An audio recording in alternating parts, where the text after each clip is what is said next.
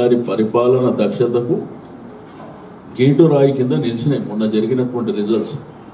సరే ఎన్ని విధాలుగా ఎన్ని ప్రయత్నాలు జరిగినప్పటికీ ఇక చంద్రబాబు నాయుడు గారు మీకు అందరికీ తెలుసు, అక్కడైతే ఉద్యోగం ఇయ్యాడు. జాబు రావాలంటే బాబు రావాలి, ఆడ మాత్రం గుర్తుండదు. ఈడికొచ్చి ఉద్యోగం ఇచ్చాడు ఆ కేసీఆర్ అని అడుగుతాడు. డబుల్ బెడ్రూమ్, నీ ముఖానికి ఎప్పుడన్నా డబుల్ బెడ్రూమ్ చూసిరా? ఎట్లుంటుందో చూస్తే తెలుస్తుంది. అదేంటంటే ఓవర్ నైట్లో జరిగేటువంటిది కాదు, డెఫినెట్గా గవర్నమెంట్ ఆలోచన. కాబట్టి ఇక రకరకాలుగా ఇక రెండోది ఒక ఆయన హీరో వచ్చి తొత్తు ఆ బుల్బుల్ అనుకుంటా మాట్లాడి ఎందుకు బజార్లో పరువు తీసుకునేటువంటి మీ నాయన పెట్టినటువంటి పార్టీని కాంగ్రెస్ కాళ్ళ దగ్గర పెట్టండి బావ, అది చూసుకో ఫస్ట్. బీజేపీ కూడా చెప్తాడు మేమే ఆల్టర్నేటివ్. నేను ఎలక్షన్ ముందు కూడా మీకు చెప్పిన, ఒక్కటన్నా గెలవడరు బాబు ఉన్న దాంట్లో అని చెప్పిన నేను.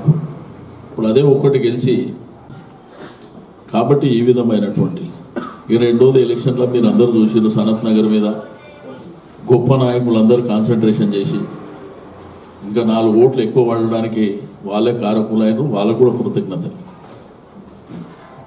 నేను ఎలక్షన్ ముందు కూడా చెప్పిన ఆ మాట మళ్ళీ ఇప్పుడు చెప్తున్నాను. వార్తావాణి న్యూస్ ఛానల్ ఎప్పటికప్పుడు రాజకీయ, సినీ విశేషాలు, స్పోర్ట్స్ మరియు సాంకేతిక పరమైన మరెన్నో విషయాలను మన ముందుకు తెస్తుంది. మరింత సమాచారం కొరకు వార్తావాణి న్యూస్ ఛానల్ ని సబ్స్క్రైబ్ చేయండి.